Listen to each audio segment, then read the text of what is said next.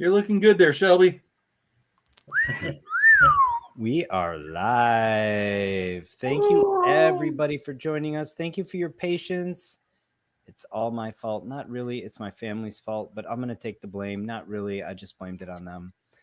Thank you for joining us. We are here for our year-end wrap-up show. I'm so excited about it. And I'm joined by a bunch of my friends, and I'm really happy about that too. And it looks like we already have many people in the chat.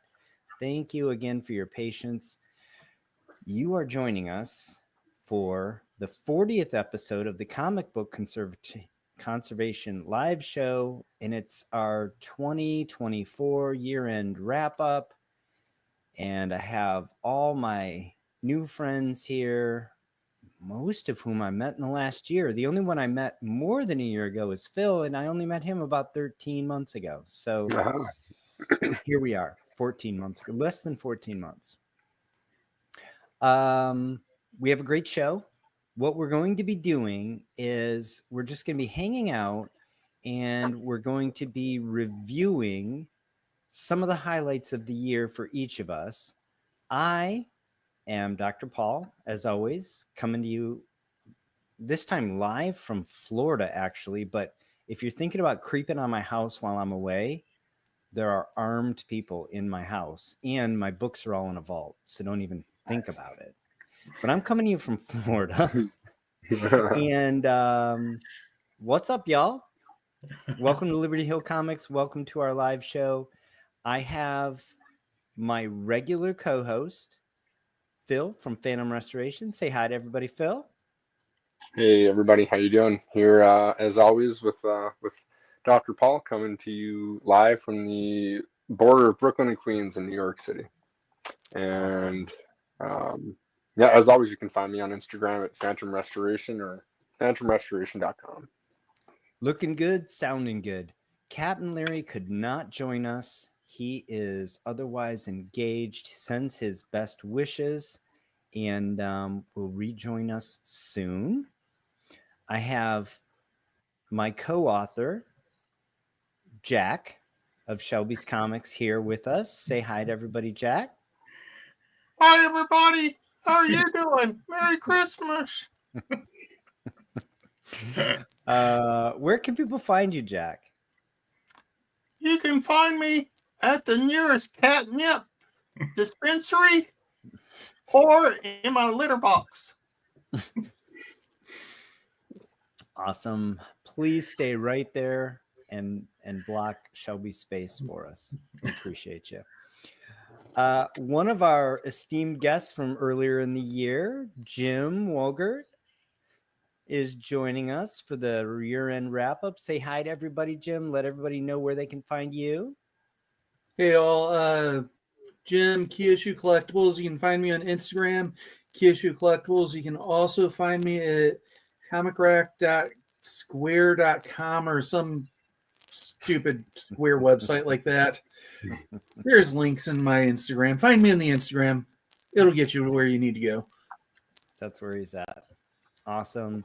And last but certainly not least, the professor, multi-time guest host, one of my favorite guys, somebody I got to meet in real life, IRL this year, Peter Lachey from That was such a fun Experiments day in Conservation. Experiments in Conservation, yes. That was such a fun day we had together. And it was. You got in touch with me in the morning, and I couldn't believe it was Dr. Paul in Salem, and I had to rush over to see you. There was no way I'm going to skip that day, that date. I right? did. Well, it was actually my last trip with my wife's family. And I talked them into going to Salem, and I didn't know if it was going to work out. So I didn't want to reach out beforehand. And then I just kind of did it at the last minute and said, hey, you're probably busy, but if not, I'm in Salem. And he said, oh, yeah, it was actually, a Sunday. first he said, I don't want to interrupt your family time. And I said, please do. And then he said, I'll be right over. That's exactly what I said, yeah. Let's say hi to everybody in the chat, and then we'll get started. We have actually we have basically 5 segments, and I'm going to do an intro for us too. So we got a lot of content, but it's all pretty short. They're all Yeah. sort of more like mini segments. Alan C is here, says Feliz Navidad. Happy New Year. My buddy Hugo Danner's here. What's up, Mike? Pluck My Last Nerve is here. He says, hope it's going to be better than this year. I think it will be, although this was a pretty good year. Jason's changed his name to Archivist Adrift. I love it. Rick Nestor says, Happy New Year. Ben Stewart says, Prospero año y felicidad. Don Carter says, hello. Welcome, Don. Phil Rutt says, thank you for posting that.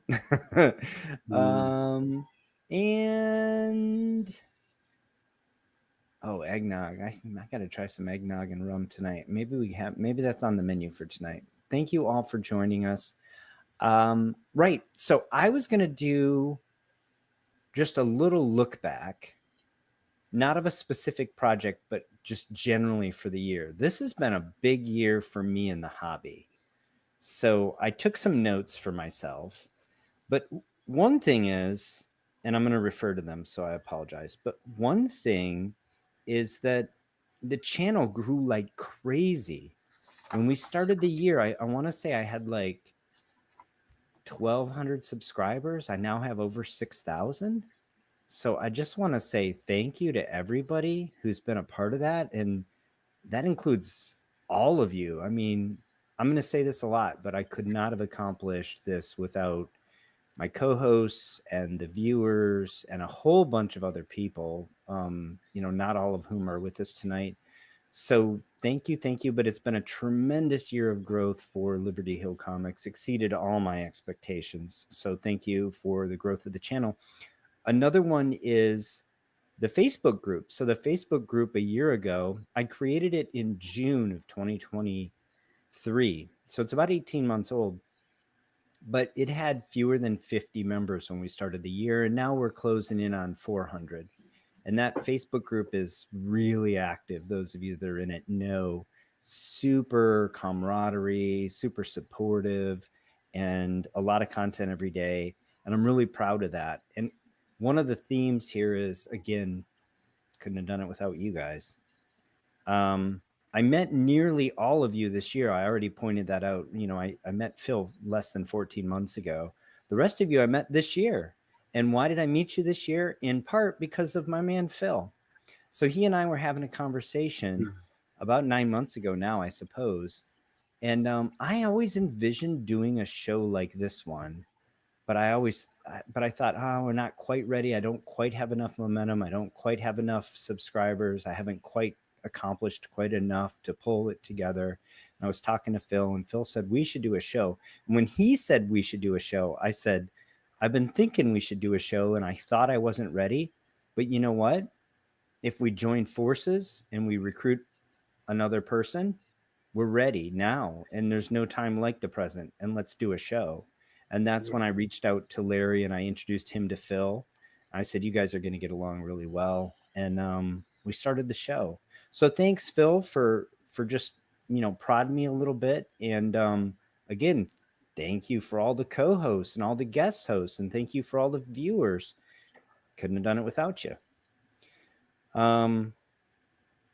I also, on a sort of not specifically conservation note, but hobby note, I added some amazing books to my all-star collection this year that I'm super excited about, super proud of. It's been a long road. It's, Golden Age comics.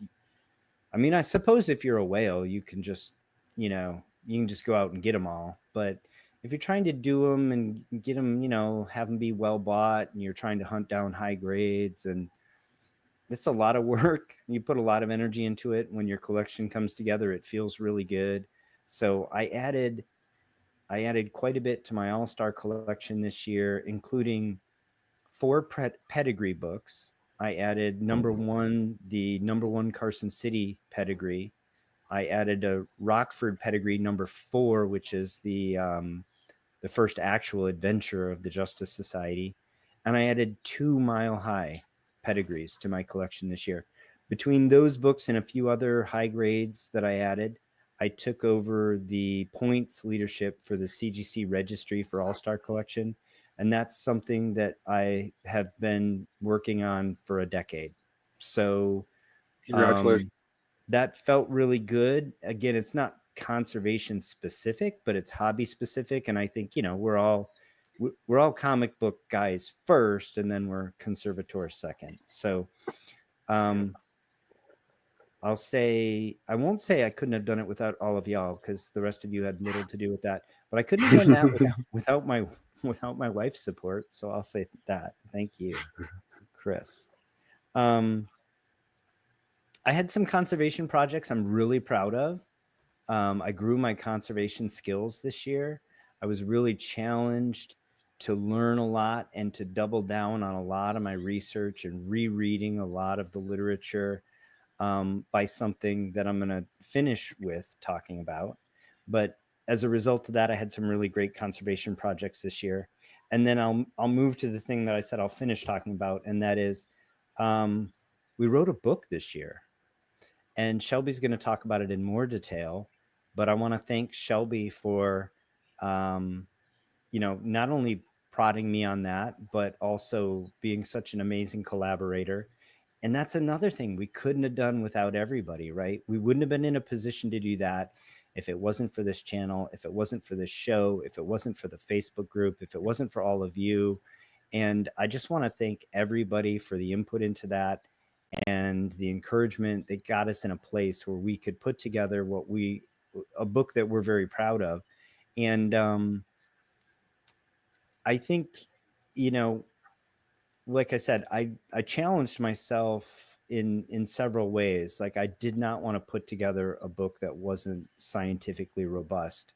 So I went back and hit the literature pretty hard. I had some great conversations with Shelby, obviously daily, but also with the professor, and with all of, many of you contributed to that. And then again, we've been through this, but it's worth repeating because this is our year-end wrap-up show, and I'm almost done. I appreciate your patience.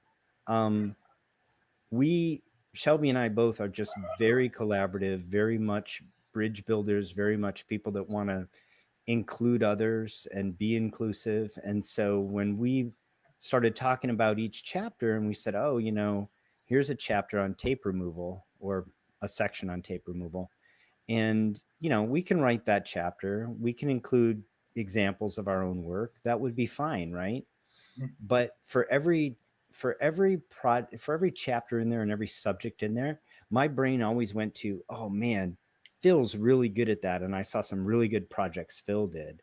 Or, oh man, the professor dropped some great videos on that this year. Let's get them involved. And so the book really, we used examples from other people more than we used our own examples. And that's not because we didn't have good examples of that kind of work. It's because we really wanted it to be a community affair.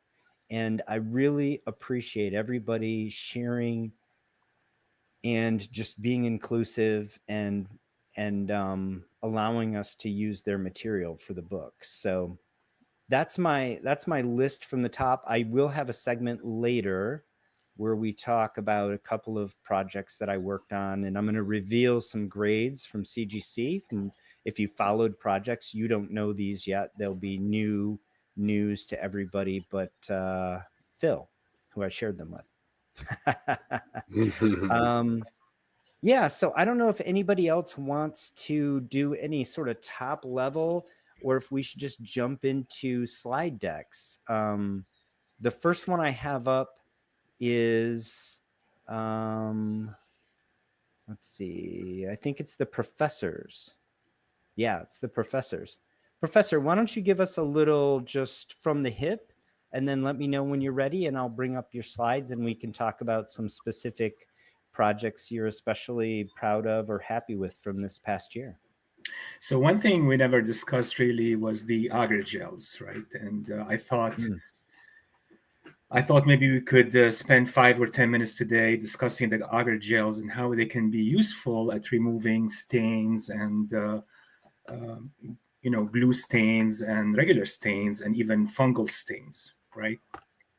Yeah, absolutely. And and the other thing I thought I could show today is our pictures of the hydropulper when it versus regular blender, right? Pictures of the fibers under the microscope. That'd be great. Yeah. So these are the two things I'd like to mention today, basically. Do you want to do any other year-end? And the year-end things we talked about also were the GSM, figuring out the GSM of the cover or a wrap, and then from that you can deduce the amount of pulp you need for an infill, right? I thought we decided it was grammage. It You're was staying away from grammage, right? now? Grammage, right.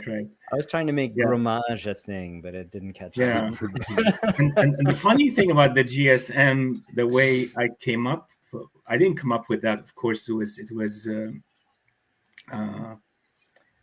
already in the literature in a couple different places. Yeah. published in other places. Mhm.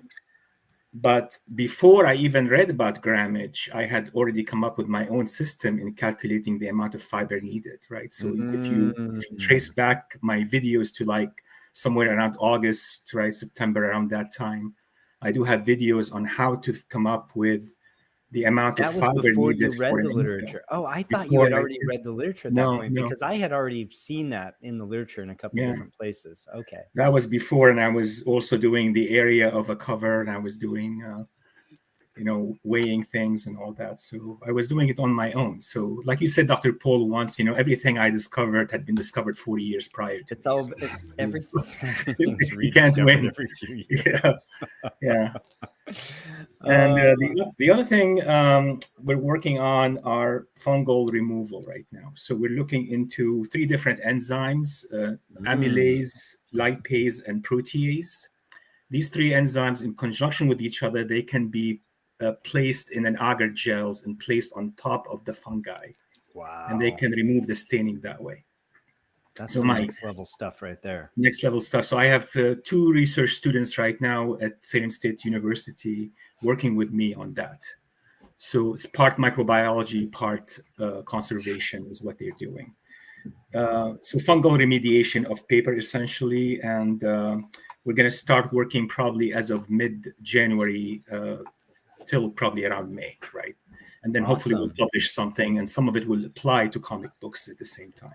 Well, hopefully we'll get a sneak preview before it goes to print. Definitely. So before we get to your deck, let's do. There's a couple of comments I want to highlight. Jason says, "Oh, actually, this is the one I wanted to show." Jason says, "For some reason, Jack's voice sounded completely different in my head." I have this problem with Heathcliff. Like Heathcliff doesn't sound at all like he's supposed to. I don't think. Well. Maurice is here, says hello. Aaron Conyers says what's up. Rick says Larry flying, and no, he's actually he has a family commitment. The Mile High copies, Jason. So these aren't actually, well, they were technically sold by Chuck back in the day, but they haven't been owned by Chuck for probably 40 years. But they're from the pedigree collection that was assembled by Edgar Church. So it's actually fascinating. Most people think it's the greatest pedigree collection of all time. I think it's debatable, but it's definitely up there. Michael says, I am the algae that feeds the plankton that feeds the whales. Which is interesting. Joe Yates says, Happy New Year. All right. Let's get through. Yes. Well, the professor's already published. The professor's a legitimate paper scientist. Like the rest of us are just pretending to be. So absolutely, he's already published in the literature. All right, let's start. Let's see how this works out. I think that's reasonable. Yeah. All right. Lead so on. This is the use of agar gel. So agar is derived from essentially red algae, and it is a very large polysaccharide. We don't digest. If you eat agar, if you ever eat agar, you don't digest it essentially, right? But the nice thing about agar, you can heat it up, bring it to a boil, and when it cools off, it makes a gel, and that gel is temperature stable, so it's not gonna change on you, right? And the nice thing about agar, you can put anything in it. You can replace the water in the agar with any substance you want, and then treat your books that way, right? So in this particular study that I did on Wonder Woman that had extensive staining from old tape, which the is tape really tough to remove. By very the way, tough to remove. Well, the tape carrier itself was very easy to remove because it was already falling apart. But the staining, you could see through the paper, right? If you hold it up to the light, you can see the other side, basically. That's how bad it was. Yeah. So if I may for a moment. So we did a deep dive for the book, as you might imagine, into the literature, studying the chemistry of tape and the history of tape. Yeah. It's technically called pressure sensitive tape. What you're seeing here is actually old tape. The tape that was prior to about 1960 when 3M dropped the new adhesives that are acrylic based. And so this is an actual rubber based adhesive. The rubber based adhesives are technically never, they actually seep down into the paper, and then they start to oxidize, they crystallize, and they cause this damage. The staining and the damage is all the oxidation. Yeah, the translucency that you see. Yeah, that's what's going on here. So you actually can date the tape. You know, this book probably published, I'm going to guess, like, when is this? Like 47-ish? 48. Yeah. 48. Yeah. And we do feature you know that this. the tape was put on it between 48 and 61 because that's after that, this sort of tape wasn't used anymore. Yeah. And we do feature this little story that Peter's about to share in the book. So don't worry about taking notes. It is in the book. So, and I appreciate Peter for helping me through. Now, I think Peter's going to be showing some of the science, which I did skip in the book. So, you know, you might want to take some notes with that if you want. Thank you, Shelby. Yeah, so the paper itself had become so brittle, you know, at the same time. So you had to handle it very carefully, and it needed conservation badly, right? I paid $70 for this book, not much. And complete book. And if you look at the diagram there, it's based on a study that was done by Françoise Richard. And I did communicate with her on a number of occasions. And I include one of these communications in these slides, so you'll see it later. But what she did in the study, basically, to include her solvent, she didn't use Bestine, she used something else. But what she did is she says, okay, we can use something like alcohol, which is miscible in both water and organic acids. So use alcohol as a basis for removing the water, and then slowly displace the alcohol with Bestine. Right? So she has this way of exposing the agar gels to different concentration of ethanol and Bestine, or the concentration of ethanol over a period of about 6 or 7 hours, right? Towards the end of the period is when she introduces Bestine, and then Bestine ends up replacing the ethanol, the 100% ethanol, and now you have these Bestine plugs in them, right? And you can take the Bestine plugs and place them directly on top of the stains, leave them there for 20 minutes to an hour, and then when you remove them, you notice that the stain is gone, right? Which is really interesting. But there is a way to do this, right? So it's not like as simple as I stated it. Yeah, go ahead, Dr. Paul. Yeah, so for those that aren't steeped in the material science, you can think of the gel as kind of like a sponge. It's actually mostly fluid. By mass, it might only be 2% or so, 1%, 3%, something like that. Agar, generally. This is 5% agar, yeah. 5%, right? Yeah. The rest of that space is fluid, so it sucks up the fluid. It has open space in its molecular structure that fluid wants to occupy. So think of it similar to transparent or translucent, at least, chemical sponge. And so when you create the sponge, it might be filled with water, and then over time you could displace the water and fill it with Bastine.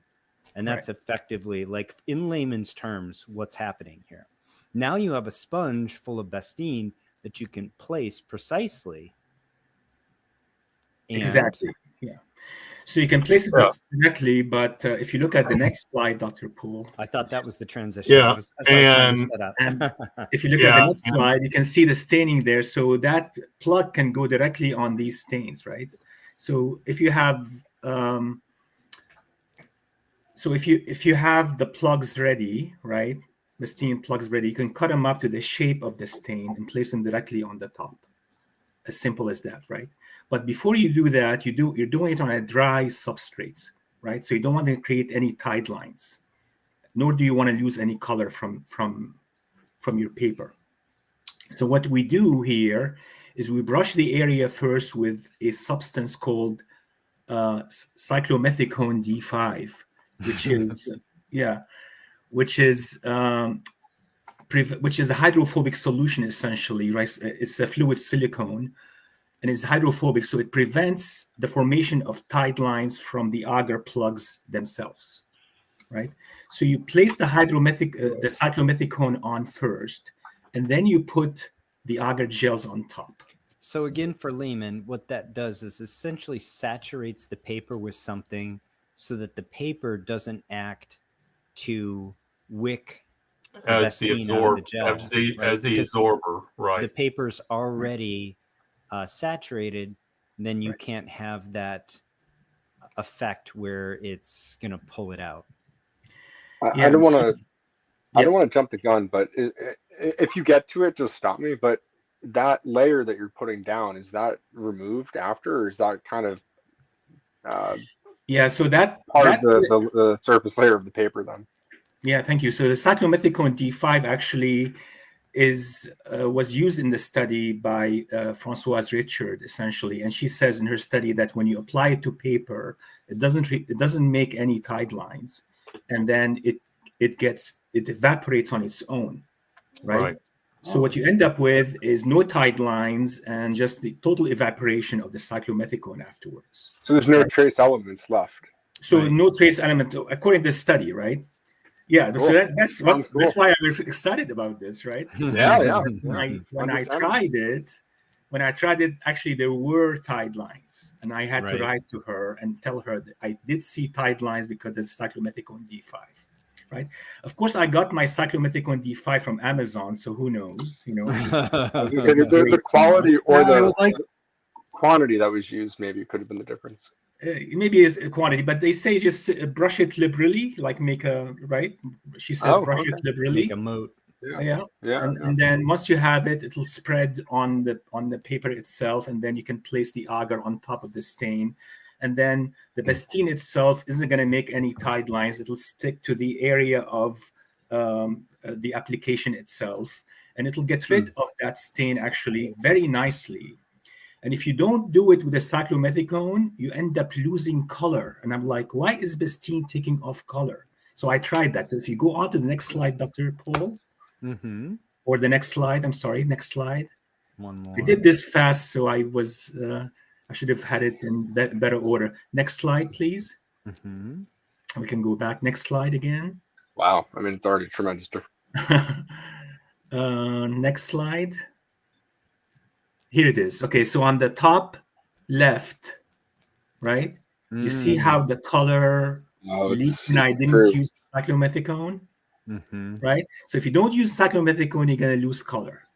So I wrote to her, I said, why is there color? And she said to me, maybe because there is residual ethanol left in the solution. Exactly. Alcohol in your gel. And, and she says, according to their study, there could be as much as 25% ethanol at the end left in these. Wow, that'll do it. Yeah, alcohol will do it. So that's why we lost that, right? So we can go back, Dr. Paul. Sorry, apologies about this. That's okay. Yeah, what if you did this on a Slide Silver 3, Age I think comic we instead want. of a Golden Age? Yeah. Like a early Spider-Man. That colors would have been Yeah. So crazy. this is how the book looked like, right? It's like terribly messy. People would look at it and say, "How the hell am I going to deal with this?" And you could, of course, submerge it into Bestine also and see if that does the trick. But I'm not sure if I doubt it. Yeah. Not much. From Yeah. You probably would from our almost nothing. research and literature and a little bit of legwork experience, Bestine really doesn't do much to remove these rubber adhesives that have already oxidized and they're crystallized. Yeah. It has very, very, very few of the elements left there are soluble in heptane Interesting. or in the super, non-polar solvents. It would Yeah. remove the superficial buildup. Like it would be Yeah. less yellow Yeah, overall. but it The wouldn't. staining It wouldn't would do remove nothing the for it. deep penetrating stains or anything, Exactly. and it might reduce some of your translucency, but Yeah. you'll still have those deep penetrating stains. Right. So from this, if you go to the next slide, and you can see now, after I applied the agar gels, and they're all over the place here, you can see them. What you do, you apply them, and you place an acetate film on top so the Bestine doesn't evaporate. You incubate them for about 45 minutes to an hour, and you go back, you check on them. And if you think you need another application, you do another application. Now, cyclomethicone D5 can last up to 4 hours before it evaporates fully. So you have that period you can play around. If you need to apply more cyclomethicone, you can apply more cyclomethicone. Not a big deal.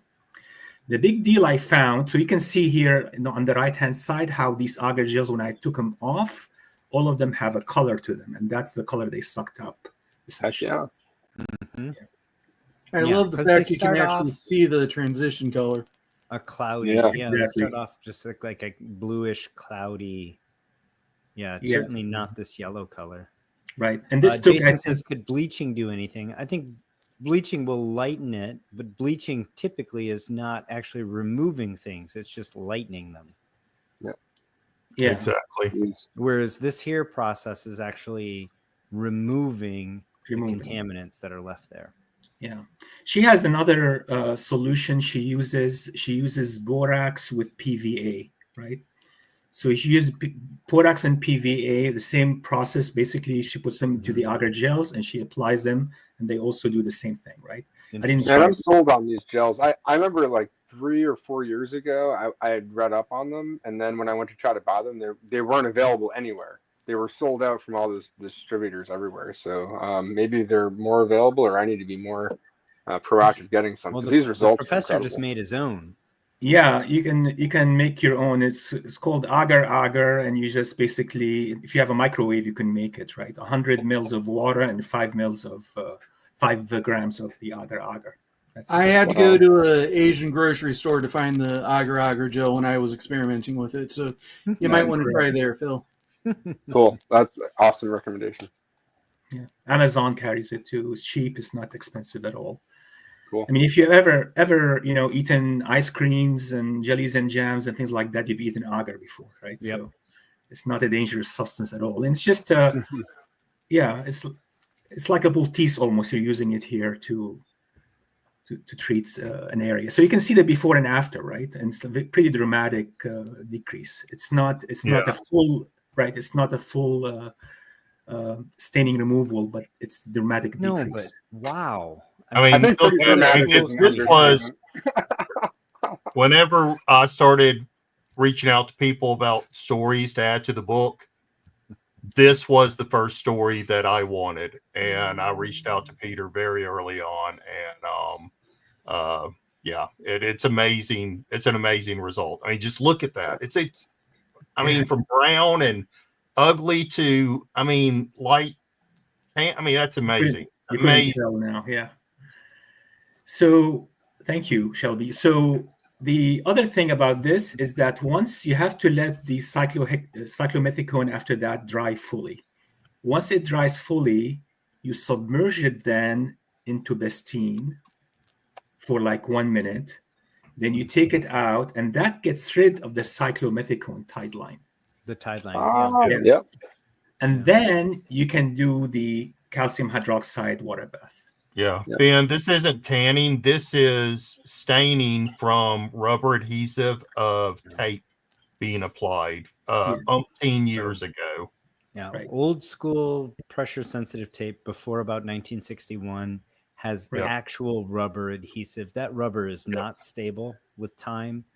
It oxidizes into a whole bunch of different compounds, and they crystallize, those compounds do, and form this kind of nasty. It's actually in the paper, and it's crystallized. Well, Very and brittle. that's why the paper becomes translucent, is because it's literally been absorbed through throughout the entire I think process. Jason's trying to set a record for being referenced in the show. How did the water in the cubes taste? Delicious. They were delicious. Yes. And And next slide, Dr. This is Paul. very kind of Maurice to say. The Justice League of Comic Conservators. I don't know. Yes, We are That's very kind of you. 5. Yeah, I mean, okay. You know, for Silver Age, I'm more of a Marvel guy, so I would want to be the Avengers of. So if you Lulu's go to the here. next- Yeah. Welcome. All right. I'll give you the next slide. Here we go. And this is the inside of that back cover. You can see how good it looks. You know. Yeah, More. amazing result. So Ben also asked, would it work on tanning? Yes, that's a great thing about these gels, and Peter could probably explain it better, is you can place any medium in them that you want. So for example, you could put calcium hydroxide in the agar gel, and yes, that should reduce tanning. He used Bestine because that removes adhesives. Exactly. But yeah, so they can suck anything, right? But you have to be cognizant also of the chemistry of the substance you're putting into it, right? just like my In this case- ex-wife, Oh boy. had to get one in. Hi, Mom. In this case, heptane, of course, you can't just have water and then heptane because it doesn't work that way, right? So you got to get rid of the water slowly by using different concentrations of ethanol. Something that they're both miscible in. And at the very end, you replace the ethanol with the Bestine. That's how it works. So it takes you like 6-7 hours to finish the whole process of making these plugs. Yeah. Okay, and then the next slide, Dr. Paul. Yeah. I'm going to just do this before we move to new slides. Sure. We got America's Best Comics in. Booyah. Kat said amazing work. Thanks for joining us. We're a who's who of supporters of the channel here tonight. So that's the cyclomethicone D5 that I got from Amazon. I'm questioning the purity of this product because it's not made in a good lab. Perhaps it's more like cosmetics for sure. Cosmetics grade, right? Silicone, fluid silicone. So maybe if you use like something from Sigma or something like that, a well-renowned company, you wouldn't get. I think it's more likely that you had ethanol left in your. That's true too. Yeah, that definitely occurred to me, as you can see there. Because even just a few % purity here probably is not going to create that issue. I wouldn't think. I would be more likely on the ethanol. Yeah. That made me think of a follow-up, if you don't mind. So you said if you have a microwave, you can make these yourself. So it seems like the cost is not that high. So my initial question was, can these gels be reused if you let whatever you're putting in dissipate, if it can dissipate? But I mean, it sounds like maybe the safest thing to do and more time efficient, maybe I'm wrong, is to just constantly be reusing new gels. That way you're not accidentally like having some seep in, like what might have happened here. I would say it's a one-time usage for these gels, Phil, right? You can't reuse them. I mean, once you use them once, that's it. You throw them out. Yeah. So you can pour the agar into, food dish if you want, right? And once you have the agar gels at room temperature, it takes you about 20 minutes after you pour it, right? You put it into, right, and about maybe half an inch thick, and you cut them up into squares, and then you put them into these solutions, and you'll have like 100 little, squares of these gels to use. And I still have a bunch of them here I haven't used. They're sitting in Bestine in my, in my cupboard here. So, so I haven't used them since this experiment, really. And I think I will use them again, I'm sure, at one point. Yeah. But this is really pretty good success story. And I tried it on this book because I think it needed it. And I wasn't sure it was going to work. And I started filming as I'm doing the experiment at the same time. So what you were seeing there was like a day behind. Every time I would do something, I would show it the next day. Right. Yeah. So I had I did this over a period of about maybe 6 days altogether. And I showed it within 3 different episodes on YouTube. And these kinds of stains are a serious problem. And this is much needed work. I don't know. I don't think the story is done yet. I don't think this is over. I think there's more work needs to be done. Some different solvents need to be tried. I think there's so much room here in this space. And it's needed because we have many books that were taped up in the 40s, 50s, and early 60s that needs saving. And you leave this material in there and it will literally disintegrate the paper, which is already on its own way to disintegrating, so it doesn't need to be accelerated. So great work. Thank you. This really worked out well. Thank you very much, guys. Thank you. All right, and then this is the communication I had with Dr. Richards, right? She said, I asked her about the tide lines. I asked her about the fact that I got some color loss. And she basically said to me she didn't see the tide lines, but it could be because she was experimenting on paper that is hundreds of years old versus my paper, which is comic books, right? So she says the medium might be different here in this case. She's probably working on sized paper and you're working... I guess you're working on a cover, so you're also working on sized paper. Yeah, but I also worked on the interior. Interior also had similar issues, also same kind of issues, exactly. It's going to behave a little differently. Yeah. The tape staining is going to affect the sizing too in those areas, so that could be part of why. That could be exactly. And then about the cyclomethicone leaving tide lines, she said she didn't have that experience before, and she said. You may want to try, I think in different communications, she says you may want to try like a D4 instead of a D5 and try a D6 instead of a D5. I don't know. And then about the alcohol, she said there could be residual alcohol up to 25% ethanol left in these final plugs in their research. So she says, let's make sure they have no alcohol left at the end. So you may have to do 2 additional passages before you can get rid of all the alcohol. Yeah. Oh, I see. Okay. Yeah, that's pretty much what she said in her letter. And she was very, very kind, communicated a few times. And she watched the video. She was very impressed and she liked what I did. Yeah. Yeah, we've interacted with quite a few people in the conservation, profession. And we're, hobbyists here. And it's been really great to be warmly received. And people... I guess everybody is just tickled when their work is influences others or inspires others. So we've had a lot of used really in new, innovative ways, right? I mean, I think that's always a great thing, and and it is brilliant. It is brilliant work. Thank you. And just a matter of getting others to try it on their books and see if it works the same way. If it doesn't, I don't know what to say, but I've tried it there, Peter, and it does work. I've not had anywhere near the success you've had with it.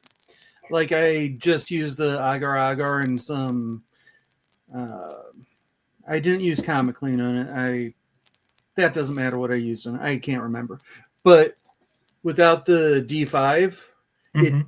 left a significant tide line Yeah, just from residual moisture from the agar-agar. exactly. So I'm so glad you brought this up because I've played with it a little bit and I'm just so eager to play with this some more. Yeah. Yeah, get yourself some cyclomethicone and try it out. I'd be interested in seeing what you get. Yeah, that'd be great if you can try it. If you look at the conservation literature, there's definitely been a movement toward more use of agar gels going forward. It's a relatively new process, but there's more material published every year, and I think it may even be that at some point,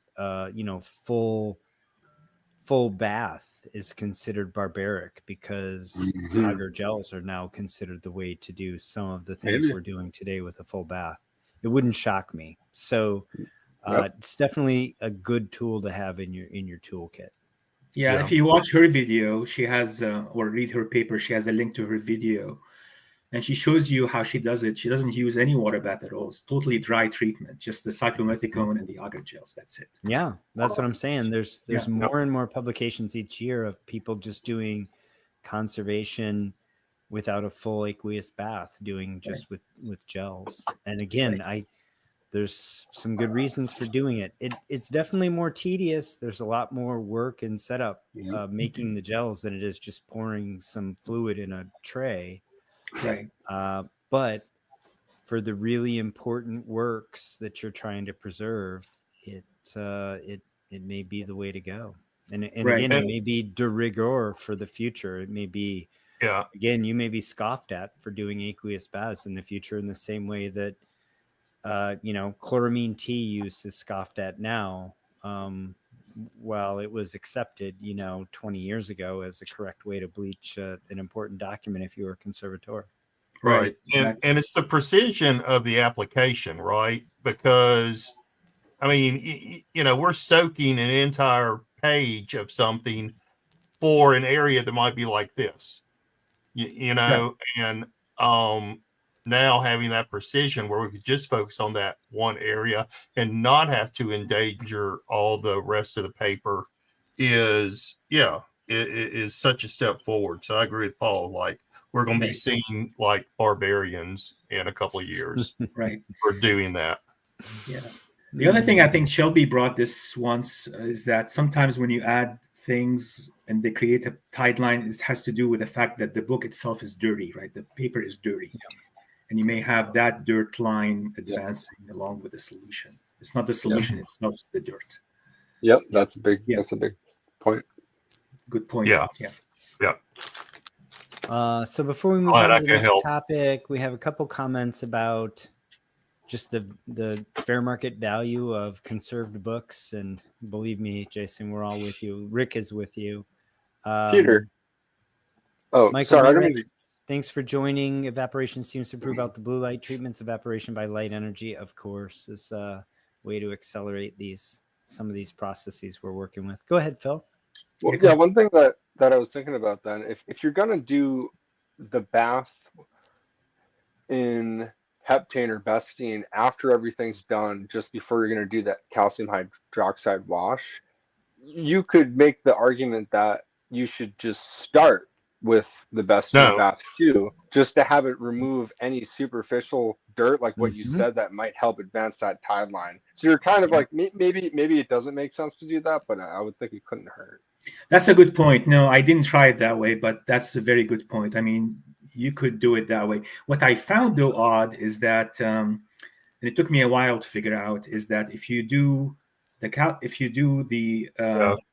hydroxide bath, silicone, right, and the silicone is still semi-wet still, and then you do the calcium hydroxide and then the bestine bath, you still will see the tide line in there. It doesn't go away. A little bit. The silicone has to be fully dry before you can do anything. Yeah, absolutely. Yeah. The silicone is not dry. Do not attempt any bath. No. That makes perfect sense. Yeah. I think I would try it that way. Some of your compounds, some of your byproducts of the oxidation of the rubber adhesive will actually be soluble in water. Some of the ones that have been oxidized sufficiently, right? Mhm. So I think that's definitely worth trying. That's why I said I think there's a lot of work still to do here. Absolutely. Ben, I think the idea would be you would still disassemble the complete book, but rather than having an aqueous bath, you would actually have a slab gel that you would place over the book. And that's how you would accomplish your deacidification. Yeah. All right. Yeah. Yes, exactly, Ben. Yeah. Exactly. I'm liking seeing these photos, Peter. Oh, this is really cool. Yeah. So these kind photos, So Don Farnsworth and his colleagues designed this hydropulper, and they actually provided the STL files free to me. And I reached out to Don and let him know what we were working on. He gave me some input into it, but I had a third party manufacture these for us by 3D printing. And I sent a few out to some folks who were doing leaf casting to try. And that's the backstory here. And I'll say that Don, without evidence as far as I saw, stated that the paper is stronger. The newly cast leaf is stronger when he uses a hydropulper versus a regular blender. But I don't think there were data to support that statement. And I'm not saying that to suggest that he's not done his homework, just that I didn't see the work. And so it's really great to see the work here. So I'll give that as an intro. Go ahead, Professor. And it's just a preliminary work, right? Because I didn't really go back to repeat it again. This is about 3 weeks ago I did this. And if you look at comparison between hydropulper and regular blade, right? How the same fibers would look like underneath. So here you have a mix of abaca and tone tan cotton paper. The tone tan cotton paper, it makes no difference in either for either one of them. Mm-hmm. And these little tiny bits that you see in the solution, if you see little tiny bits in the solution, those are the tone tan paper, cotton paper, right? And then is that me or that's probably okay. And then if you look I'm using my phone, I just got a couple alerts. Sorry. Oh, sorry. Okay, I wasn't sure. And if you look at the hydropulper on the top left, you can see the fibers, the abaca fibers are nice and long, and they're not disrupted at all. They're not cut off at all. Look at the bottom picture. This is the 1 minute side. This is the 2 minute side, right? The 1 minute side here on the left, you can see the hydropulper, the fibers are maintained nice and long. In the regular blades, you see some long fibers, but also a lot of short fibers, right? And then if you look at on the right-hand side, 2 minutes, hydropulper, again, the fibers are nice and long. And with the regular blade, they're all short now and they're cut up. Still some long ones, but mostly are short ones now at this point. Mm-hmm. Yep. Incredible. Right, so the timing here between this side and this side shows you that at 1 minute, there is no difference almost, right? But at 2 minutes, there'll be a difference. So if you blend them too long, it makes no difference as far as the hydropulper goes, no difference, right? You can do 3 minutes, they still probably be the same length. Yeah. But with the regular blade, if you go more than 1 minute, like say 2 minutes, it would be chopping them into small pieces in this case. Yeah. Now, it may be that you want small pieces. And so this isn't to say necessarily that the long fibers are always superior, right? Yeah. However, if you're using a regular blade, you can't control it.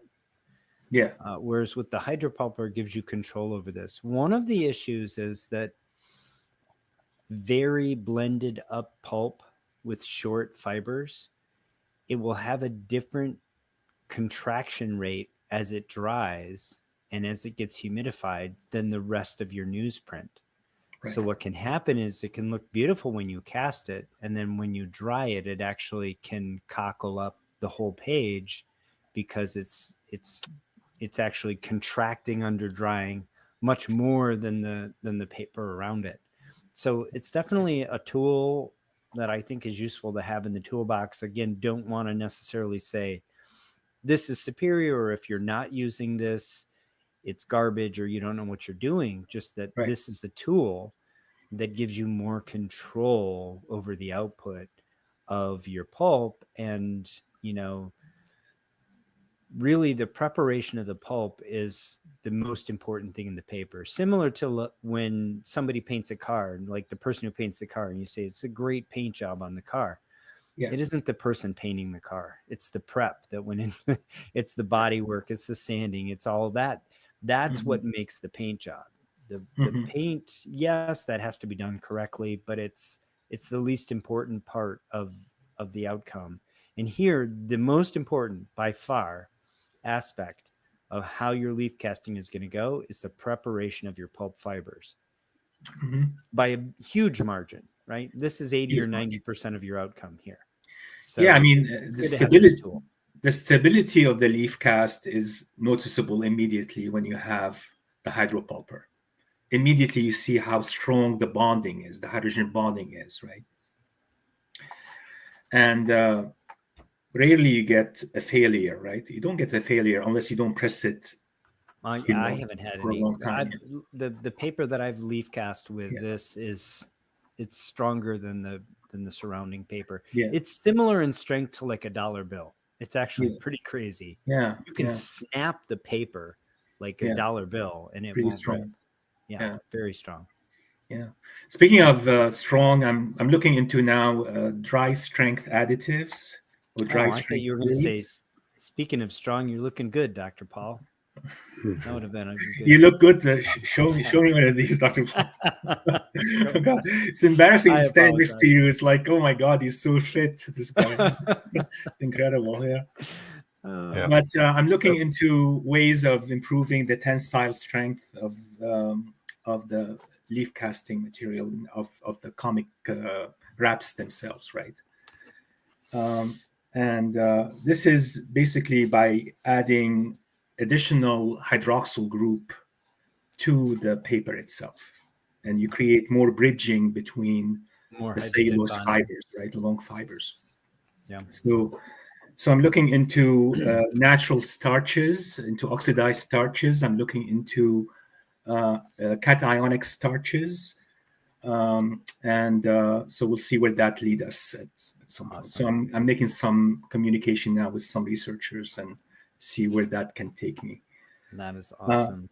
So glad to have you working in this field with us and collaborating with us. So happy to have you contributing to your YouTube channel, Experiments in Conservation. So happy to have met you this year. And my pleasure. Just again, in the spirit of the year-end wrap-up, thank you for everything that you've done for this community and continue to do for this community. Thank you so much, Dr. Paul. Really appreciate you. Thank you. Appreciate you, Dr. Paul. Thank you very much. Travis, learn so much from you guys. Moriarty, thank you for joining. Jim. So let's answer a few questions real quick, Paul. Oh yeah, do we have some on? So Michael Mayrand, I'm not sure what he was commenting on, but he brought up a really interesting topic.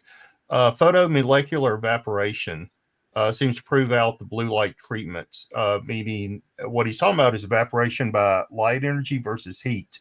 So we think of evaporation mostly occurring with heat or boiling or something like that. But MIT just published a study earlier this year about photomolecular evaporation using only light with no heat.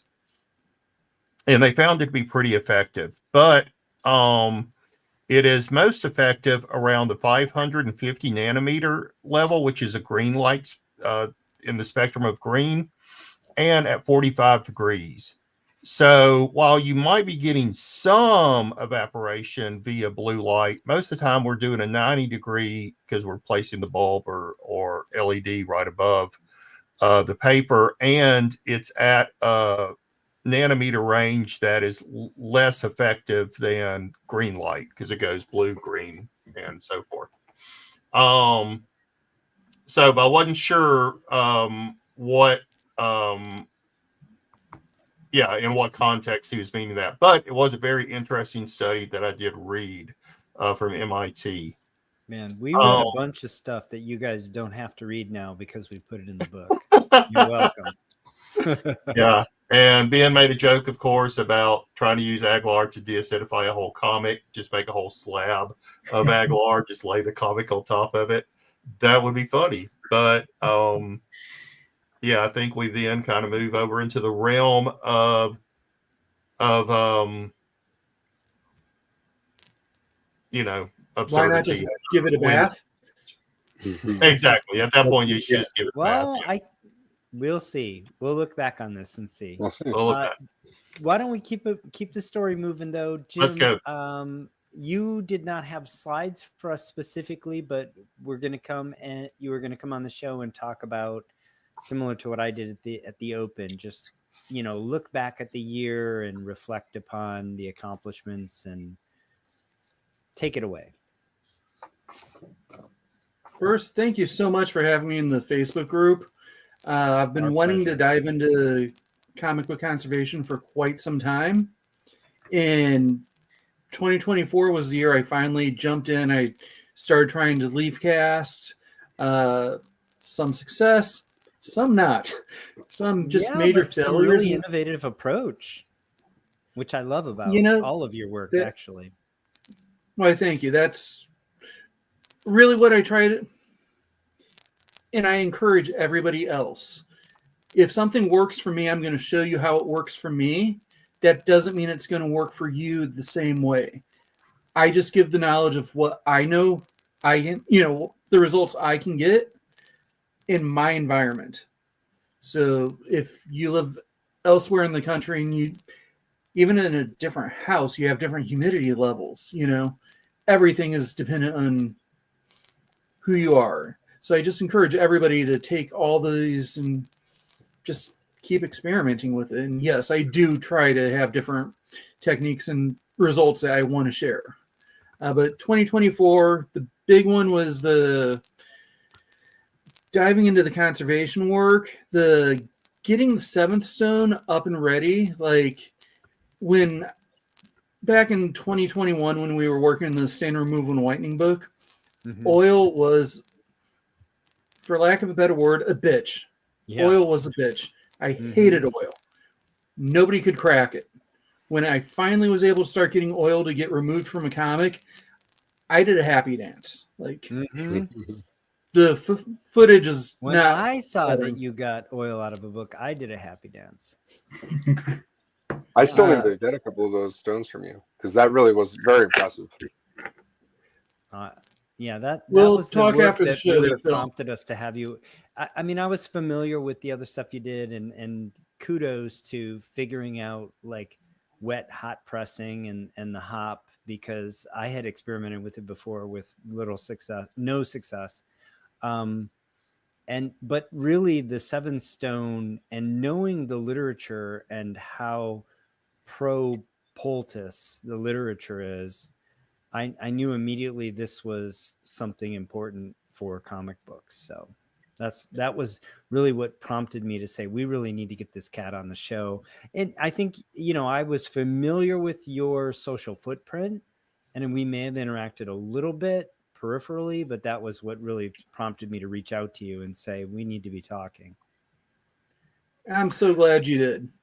But after the 7th stone, like I've also, this year I brought wet stacks out to the public, which if nobody's tried that before, it's hydrating your stacking layers instead of the book itself. And then you can manipulate how hydrated you want the book.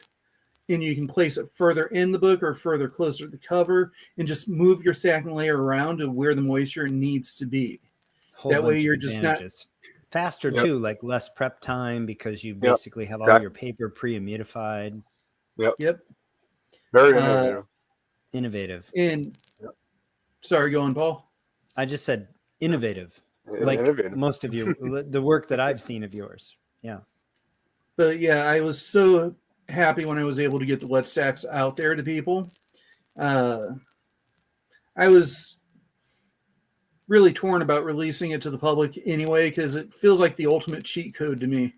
Like hydrating comics seems to be the hardest part, because you either underhydrate it and you don't get the right results, or you overhydrate it and then you're left with breakfast for the next couple days, all that bacon. So yeah, I'm looking forward to 2025. I have a couple new things going on. I've been really focused on, I'm working on a new technique that relies heavily upon cold pressing. So yeah, I saw a recent post about it. Oh, the results I'm getting with just cold pressing alone, I'm amazed by. But I figured since I'm doing this new technique that requires like multiple days in a cold press, I should at least work on the cold pressing techniques to get as much out of that 5 days as possible. So Sure.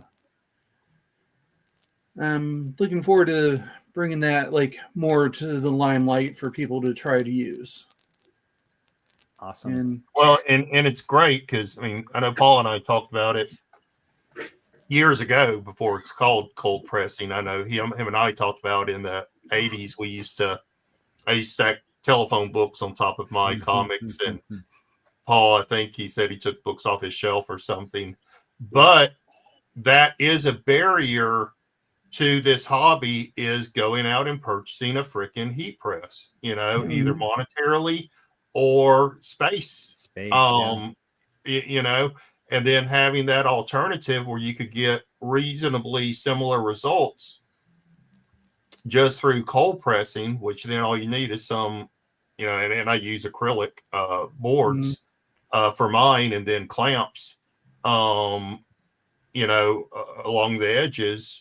Yeah, it's definitely something that needs to be looked at a little further. You know, because I don't look at it because I have a heat press. You know what I'm saying? Why should I? I mean, there's only so much time. This is actually, and it's time. It is. This is why it's so important that we're working collaboratively.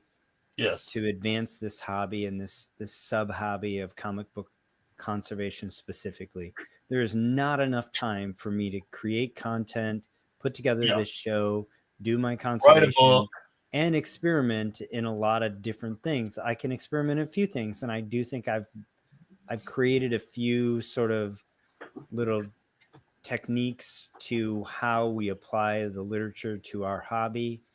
And, you know, I'm happy for that, but I don't have time for all of it, right? We all need to be working together, because that's the only way we're going to sort of advance this hobby and make it more legitimate, help people understand what it is, what it isn't, help the fair market value of these books, etc. Well, our job should not be gatekeeping all these secrets. Big time. Big time. Actually, gatekeeping is a term I've used a lot in the last couple of weeks since Shelby and I went public with. Been on our media trail. Wow. And part of it is like we've had a little bit of pushback of putting these techniques out and people are going to use them to destroy books. Well, it's America, or it's Canada, which is almost as free as America, maybe freer. I don't know, but. You know what? You want to wreck books? Wreck books. You own the book. It's your book. Do what you want. Yep. You know, if you don't have the correct information, I think you're probably actually more likely to wreck. Exactly. So one of the things I've been saying a lot in the last couple of weeks is I'm not a gatekeeper here. I'm here to disseminate good knowledge. And you know what? Some of it might be bad knowledge. And I hope people step forward and correct me and we all learn. Yes. That's what science is about. But right now, all you're left with is anecdotal or bad knowledge. None of it is bad knowledge to my knowledge, right? Like I certainly didn't disseminate anything that I know is wrong. And I went through all the efforts reasonable to make sure that it's all the best knowledge possible to disseminate. But absolutely. Yeah. But at least we're putting something out there where people have the literature, have the information, can get educated, and then hopefully use that knowledge responsibly. No. Never use the knowledge responsibly. Go out, $5 books, destroy books. Oh, and I Destroy agree. them Yeah, every go get possible those way. dollar books. Practice. Yes. Let's go. stop picking on Archie, though. Let's practice on something else. Hey, I in own a comic shop, infamous, so I destroy hundreds of books a week. I know. Just for fun. in an infamous story, some of the people that started doing the first leaf casting on comics sucked the cover to an Incredible Hulk 1 down and through, and it was never seen again. So into the sewer. So we're all fallible. We're all here to learn. You know, we're all just all on a different level. So it's Speaking of those of you that are experimenting and have a setback and feel just for a moment like a fraud or you have imposter syndrome, don't worry about it. We all feel it some of the time. Yeah, for sure. Just walk away for a minute, you know, hug a loved one, do something else, read a comic book, and come back to it when you're feeling Pet better. a cat. Pet a cat, whatever it takes. Jim, so great to have met you this year. Congratulations on all the things you're bringing to the hobby, including, again, just to highlight a few, the hop method and the 7 stone and more to come, and your leaf casting and etc. Really appreciate you, man, and really happy to have met you this year and become friends. Looking forward to meeting you in real life at some point. You're a part of this community too, so thank you. Awesome. Peter, I have a couple questions to ask you after we're all done with this. So, I've got a question to ask you right now, actually. Oh, ask away. Okay, so a 7 stone, does it work on wax pencil? I If don't you know use if I've ever Fuller's tried Earth, it. for example, it might work on oils and wax pencils, but I'm not sure about you. I don't know if I've actually tried it on wax New pencil. video series coming up. But I will be going to the store and buying some wax pencils pretty soon. So That'd be great to see if it works on All right. Phil, why don't we move to your project that you wanted to highlight?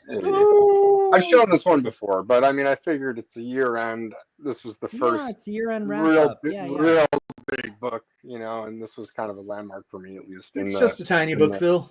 In the "you're not messing around" category, there's only a few people that work on books like this that are crazy enough to work on books like this, and I'm now fortunate to be in that small group. So, without further ado, Paul, unfortunately, I can't click through slides. Yeah, I know why. So you'll have to... I know why. Yeah, just let me know when you want the next slide. Okay. So I mean, I figured I'd just run through it quick because again, this book's already been shown, but maybe you haven't. Maybe you weren't here for that episode where we showed it, or maybe you just want to see some photos of a Superman 1 again. Because let's be honest, I look back at these sometimes because you know you don't get to see things like this that often. Wow. So this book, I didn't think about this until this segment, or rather, excuse me, Professor Peter's segment.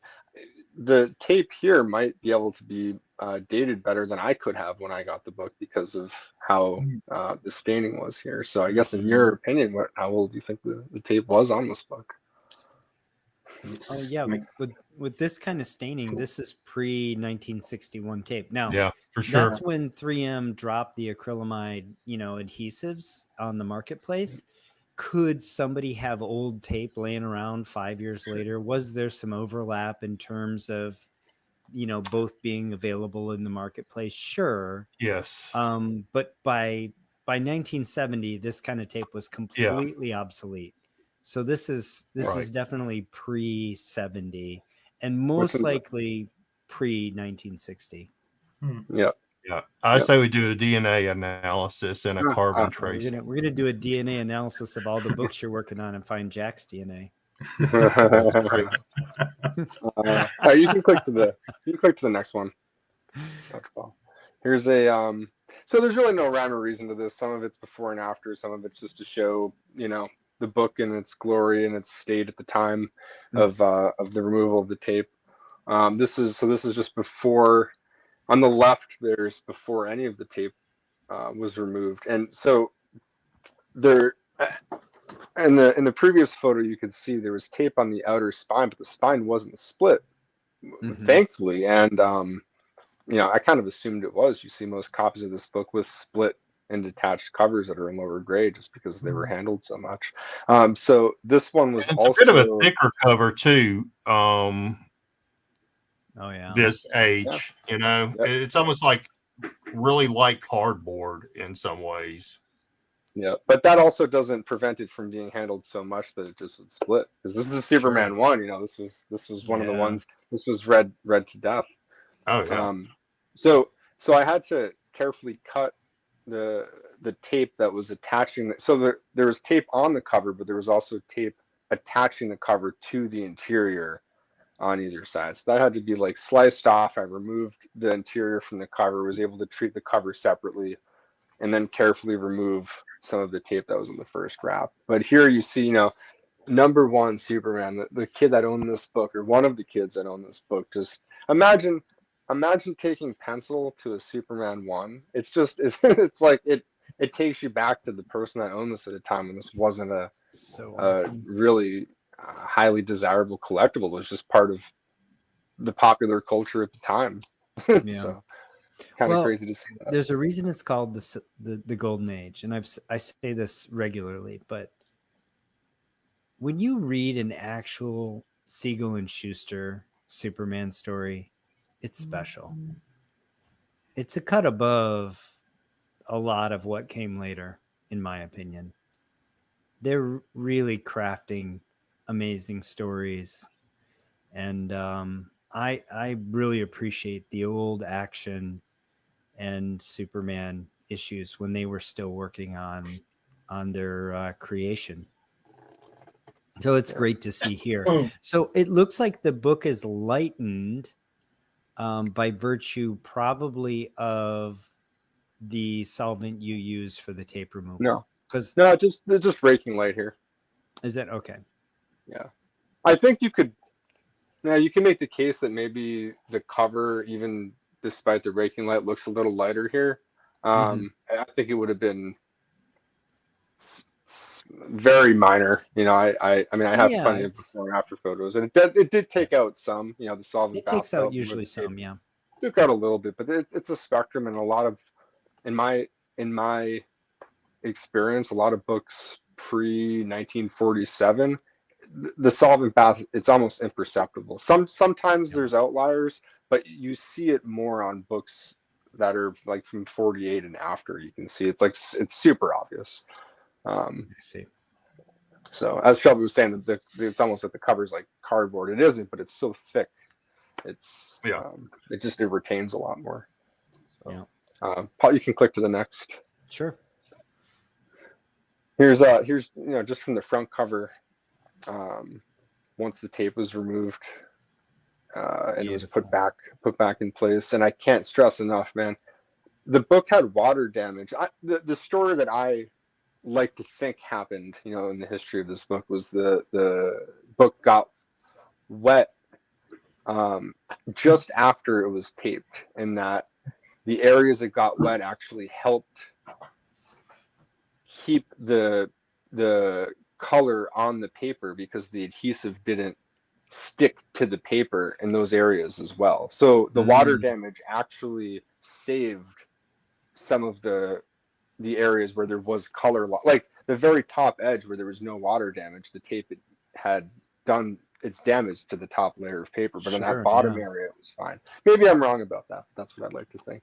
Despite that, you can see the bottom staple. That paper was very weak. It was very difficult to remove this and not accidentally detach part of the cover. Not lose so that was Yeah. very, very proud of keeping that on. And it also depends on the quality of tape, right? It's just like today that we have different manufacturers, and you'll go into a dollar store and you'll buy a dollar store tape, and it's not going to be as good a quality as the more expensive 3M tape, right? Yeah. So there could be, along with the rubber adhesives, some additives that quality tapes wouldn't have in them, like oils, perhaps, just to make the adhesive go stretch longer, so to speak, right, in the manufacturing process. And for those of you not familiar with Louisiana speak, he's saying the word OIL. Oh, I know. Oil. That's the word that Shelby Oil? is saying right now. Olive. Phil, I have a question. Yeah. In Yeah. the middle of the book, front cover by the tape, there's like a green spot. Is that fungus? Is that Yeah, penicillin mold? Yeah, It is. that's what I assume that's how it would be from the water damage. So it was just a Really? little bit. There I was, assumed it there's was a like little bit. bleed through ink. No, Nope. So No, you because can the see inside it. cover is just black and inside white. cover's black and Correct. white, You isn't can it? Oh yeah. if you look at the photo again on the of the first page, you can see a little bit too on the left side of the margin that kind of corresponds to that same area. So it was. Wow. From the water damage. The book also, the staples were rusty. So it was one of those instances where I had to do some pressing to the interior. I think I showed one picture just on the edge, but there was, I've handled enough books to know sometimes less is more. There was no way in hell that I was going to hydrate this entire book and press the entire interior with the staple rust and rust migration. There wasn't a lot of rust migration, but it was enough where I was like, this is Superman 1. I know how to mitigate risk. So I just did some spot pressing on that because I didn't want to, cause any whoopsies. I'm not in a position to do that. So. You could click to the next. Yeah, here's I love that. That's what you don't get when you just see the front and back cover pictures, is that despite the damage, really it was pretty solid, and you really can see it when you're looking at the cover from the interior. You can really see like where it's split and how it's still pretty strong. And there you can see it. It's got some splitting, but overall, aside from some of the color loss, it was pretty strong. And to my credit, I will say I've removed enough tape to know if I had removed this years prior, I would not have done as good of a job, because I know in recent times in submitting books, because this is obviously going to CGC, I know that I can help stabilize paper with methylcellulose, and it's within the umbrella of they're grading the book in front of them. So there's no trace elements of it whatsoever. I'm doing what's within the allowable window. Window. Thank you. To get a blue label of what's acceptable. If I didn't do that, that whole edge, there just would have been loose. Yeah, color that would have wanted to just. If you just handled it, it would have come right off. So it was. I knew that I could do that, and I did that, and that's why it looks rough, but it looks way better than it would have otherwise. Gorgeous. Great job. Yeah, Go to the next slide. That was just some of the, there's another thing, in my experience doing this. I've done it enough to know that sometimes when you're removing the tape, if it does take that top layer of color and you're careful enough and you want to try the experiment of taking a dull curved scalpel blade and getting in between the carrier where that color is and still getting it off of it and then reapplying it with methylcellulose, you can kind of readhere color that the tape took off.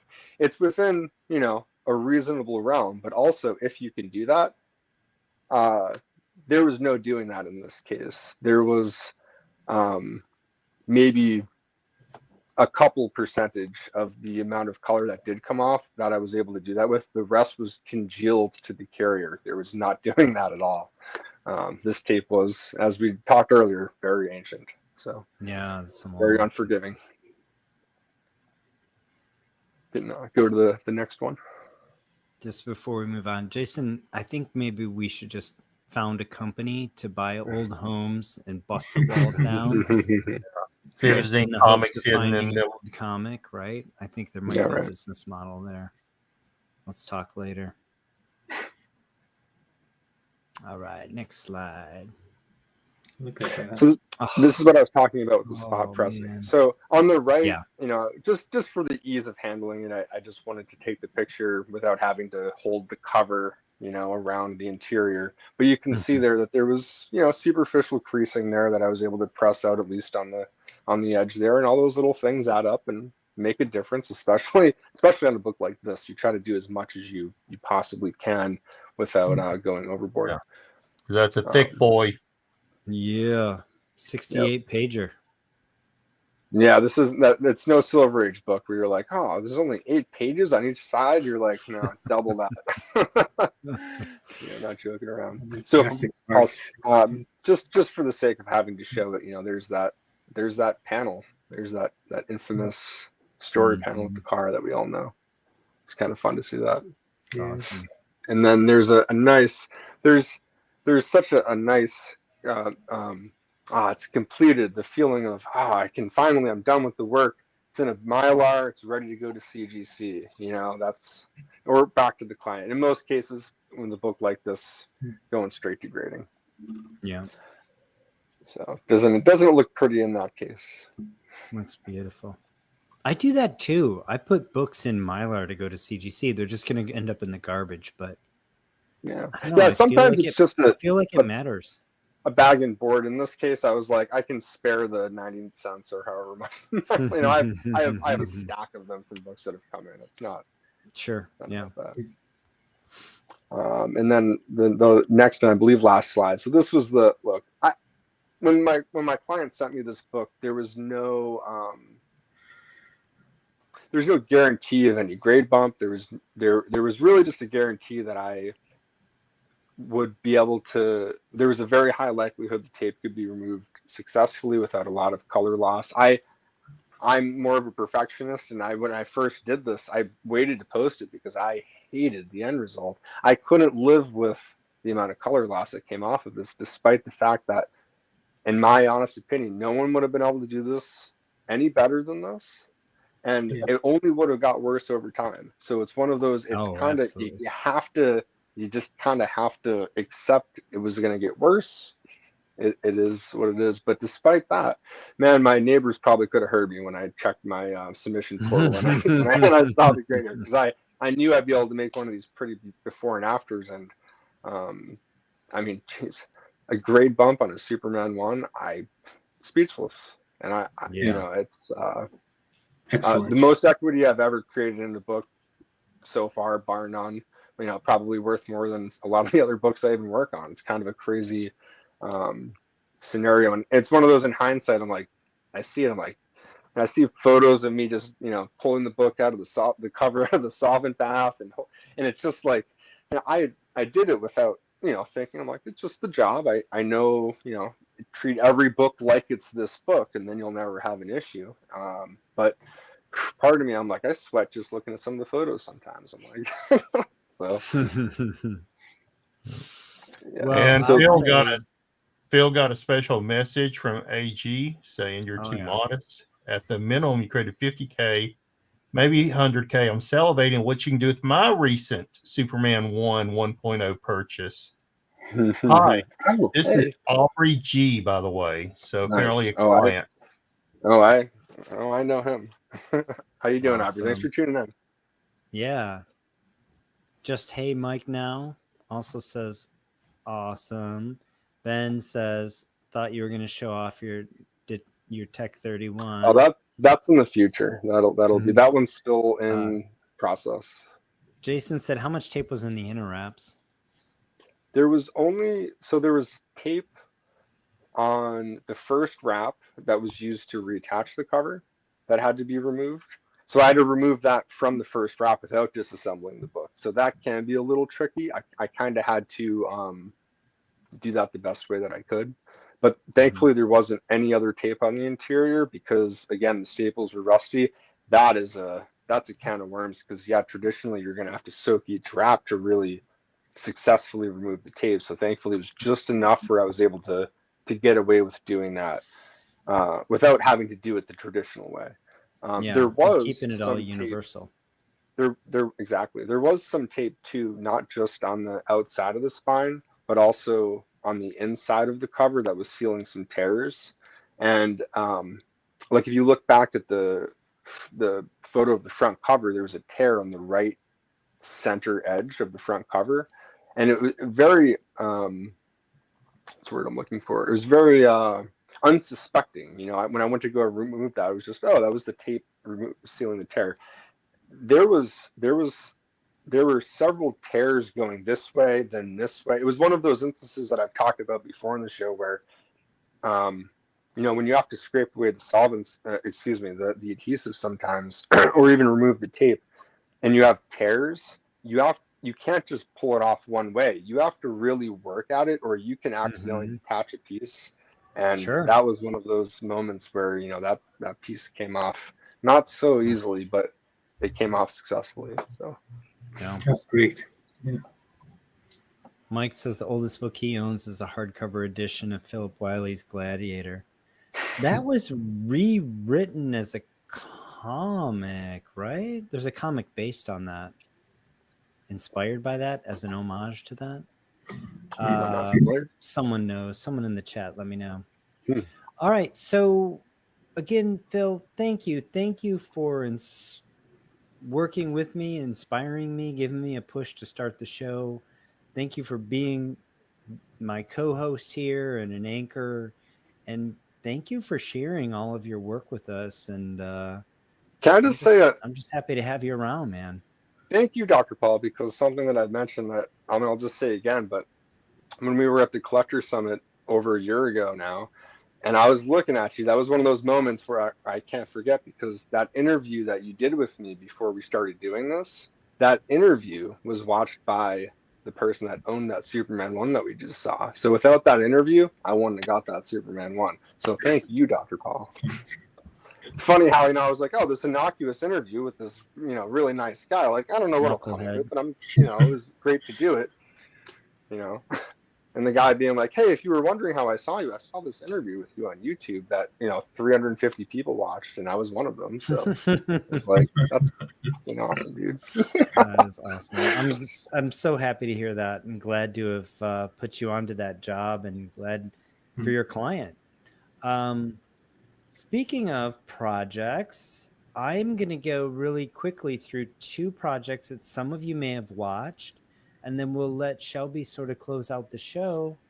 I'm going to just throw it up. So without any further ado, here's a book that I had that some of you watched. I'm going to estimate the grade as about a 2.5 raw. I think that's reasonable. It had, I took the wrong notes over here. I apologize, everybody. I was in a bit of a hurry. This book did not have glue removal on it. It had a severe spine roll. It had tears. It had some chipping and some material missing. This book is I did a whole series of videos on the conservation of this book on my channel. This book is literally in my registry collection now, guys. I didn't have a copy of this issue in my registry collection, so this is the only one that's this is in my registry collection with like 9.6s and like mile high copies, right? Because call it a filler if you will, but it's there for now. It's a book that I completely disassembled, completely deacidified, wet cleaned. I did tear mending. I did paper tear seals. Here, I'll hold it up again, Shelby. I'll highlight you actually. Oh, nice. So it is actually in the featured book as a project in our book, and it just came back from CGC. And the result is a 3.5 conserved, which is something I'm quite proud of. No leaf casting here. Book. It's a beautiful book. Great black cover, the greens, the pinks. I mean, it's a lovely book.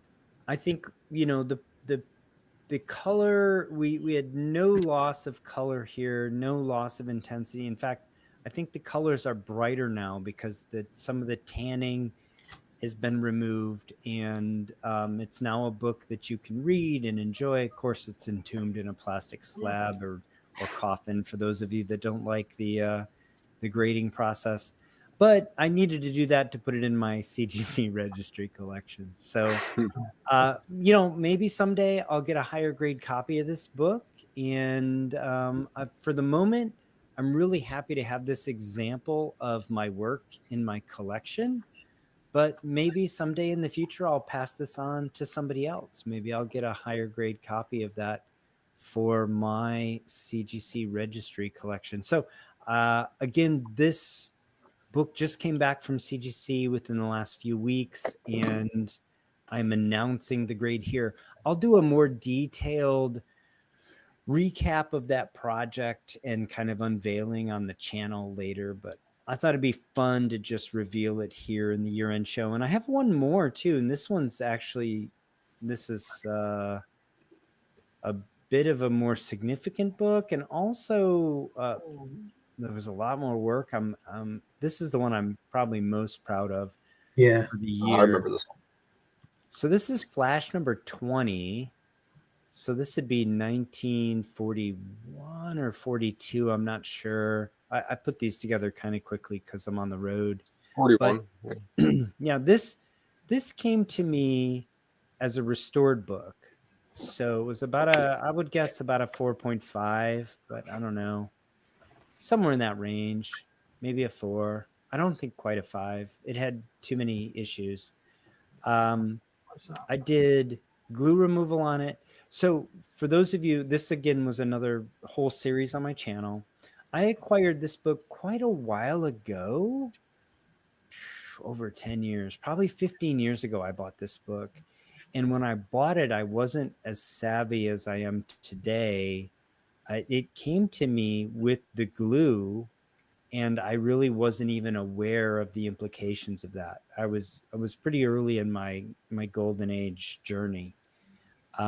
So that damage was done. It was done long ago. There was no crying about it. There was no seller to reach out to and say, hey, let's work something out. It was in my collection. It was what it was. So it had glue, especially down around Flash's left leg. That area there was badly crinkled and ripped, and it was glued back together. And also had, you can see along the top right edge, it had a pretty bad dust shadow. Yeah. And so this book got glue removal. It got a deacidification, cleaning of all the wraps. It got tear seals, and obviously removal of that dust shadow. And I'm really pleased it came back 5.5 conserved. I didn't put notes. I didn't put conservation notes in with this submission or the last one.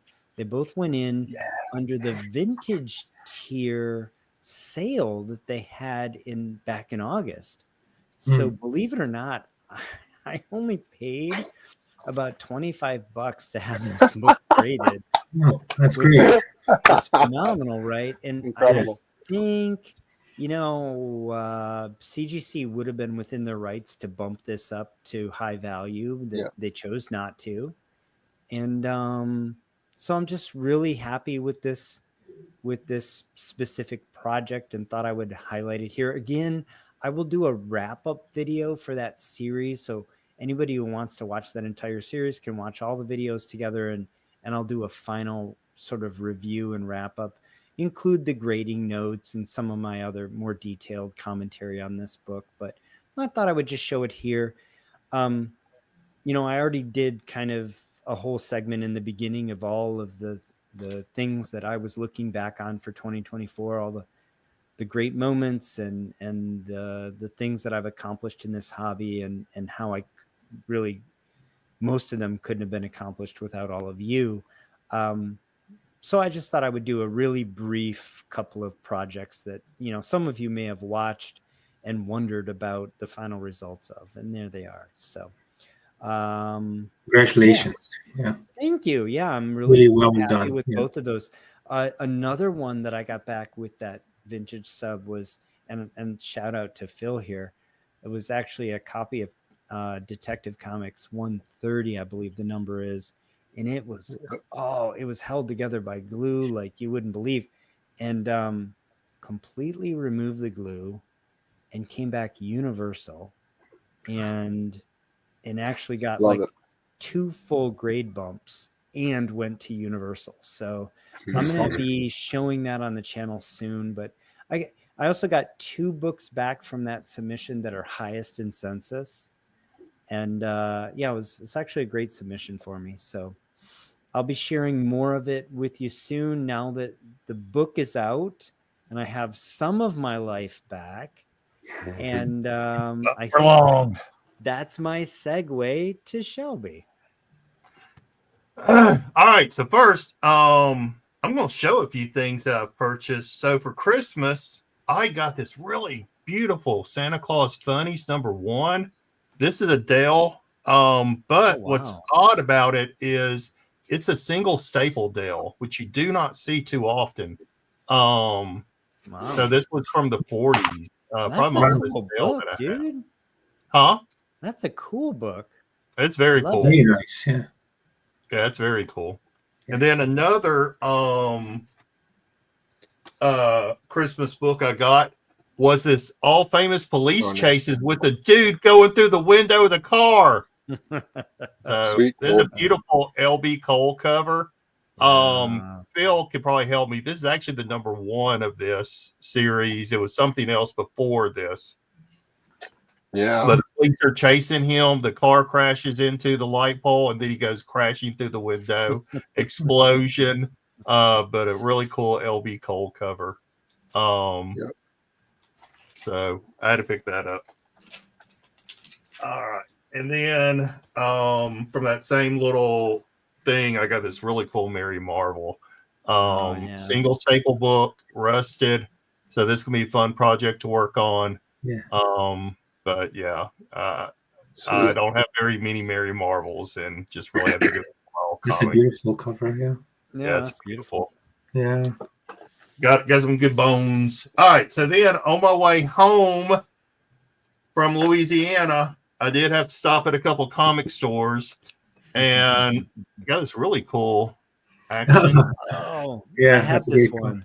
I have this one. I love this cover, and it's the kind of origin of Supergirl in here. But yeah, it'll be a fun little project book. It's real low grade. It's got a lot of, I mean, it's a Silver Age book, so there's a lot of color loss at the bottom and stuff. But it'll be fun.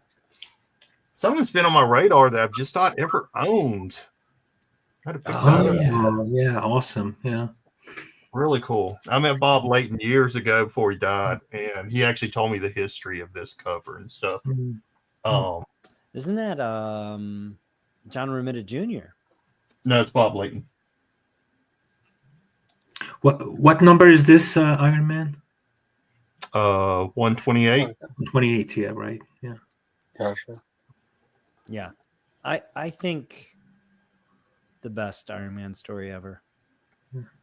Yeah, and to hear the history of it and stuff, which a lot of it is personal, so I'm not going to share. But yeah, it's really great meeting him and stuff. All right, so I stopped at Excalibur Comics in Shreveport and picked this up. Ooh, pre-Hero Tales.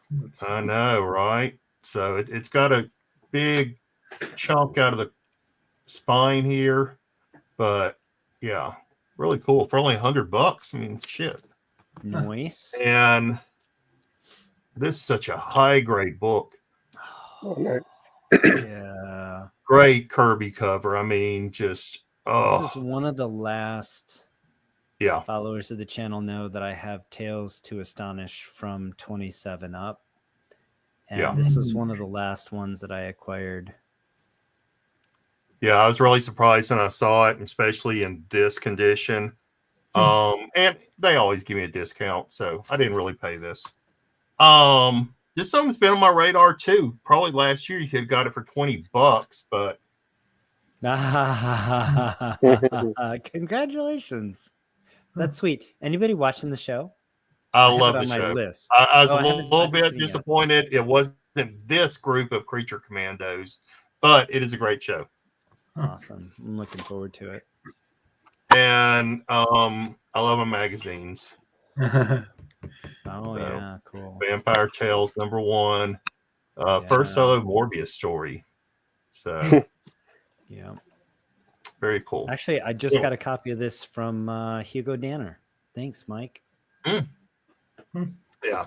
So anyway, all right. If you want to pull up, and like I said, I'll go quick on some things. One,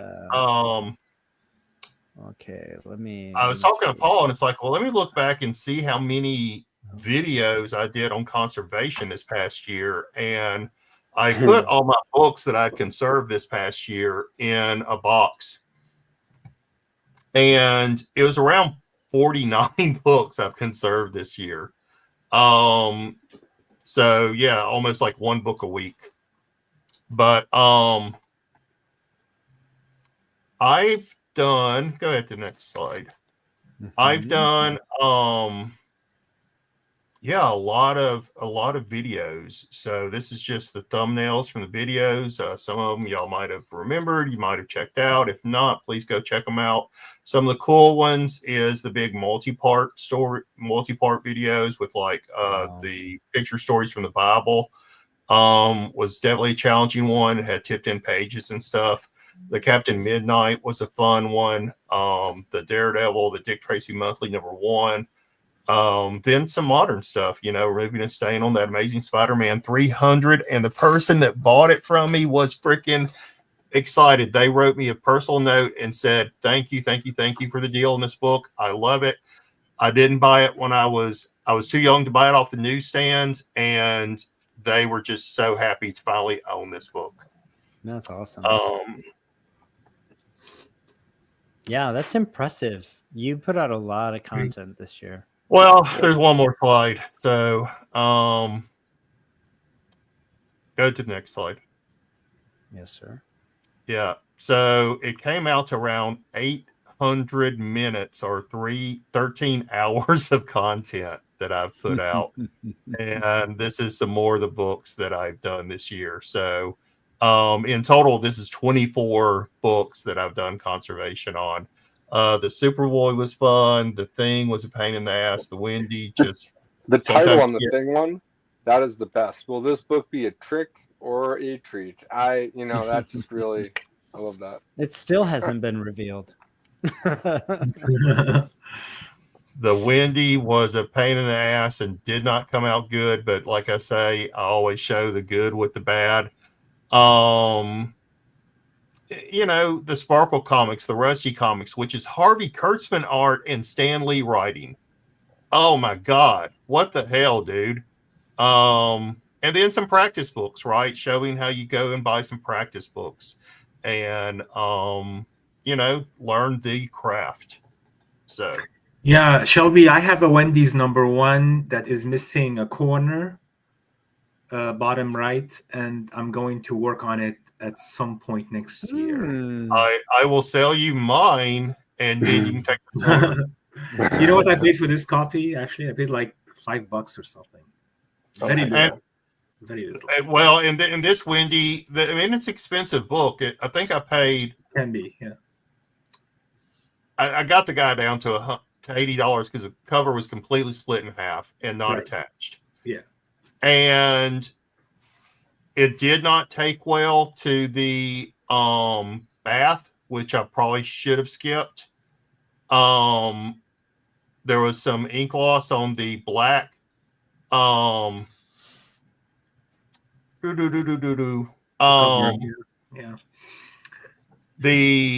When I reattached the cover, since it's completely split, when I humidified it, I really wasn't thinking, and the glue kind of absorbed moisture, and it ended up sticking to the first wrap, and then that ended up tearing. Wow. So I won't make those mistakes again, but I'd never had that happen, but I'd also never dealt with a completely split cover before. So yeah. You learn. Yeah, I think I've seen most of your videos, Shelby. You do an excellent job, and many of them you take you show the whole process in one video, right? From A to Z almost.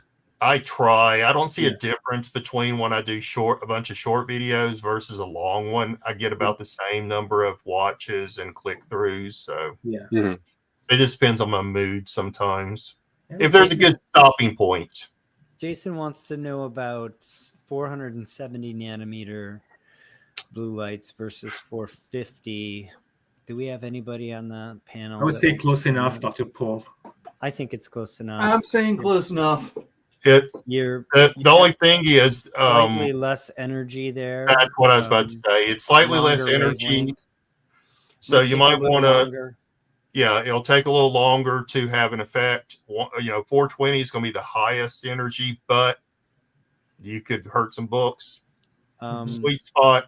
Also, if you can't find them, Jason, check Rick Morgan at Immaculate. He's selling those nice panels. I think he offers them in 2 different wavelengths as well. He does. It's lower, like 135 and 435 and 450, I think. Yeah. But don't quote me on that. It's a medium energy and a low energy. Yeah. He stays away from the high energy ones because he's just had too many bad effects on red. Yeah, I don't think you want to be higher energy than 420 is ill advised. So for those of you not familiar, the nanometer, it's inversely proportional to energy. So a smaller number in nanometers is a shorter wavelength is higher energy. So when I say higher energy than 420, I mean shorter wavelengths, meaning a smaller number, meaning 400 nanometers, for example. Sorry for the interruption. Exactly. No, so that's it. That was my thing on that, and I think we're just going to give a quick update on the book. But please go out, watch these videos, give me a sub. Well, give a thumb. You should be subscribed. You should be following everybody here. Subscribe to all the YouTube channels, of course, and others as well. Jason's as well. Jerry the Jitterbug as well. Rick Morgan as well. Larry, of course, right? There's not that. There's many more than there were a year ago, but there's still not that many people creating content on YouTube. And please support. Yeah, Jason, there's 2 different series. There's a picture stories from the Old Testament, picture stories from the New Testament. That is not an LB Cole cover, but he did do one of those, and I actually own that one. That I will do a conservation on at some point. Jim Vu is a fan. Thank you. Yeah. Shelby, why don't you give the update on the book?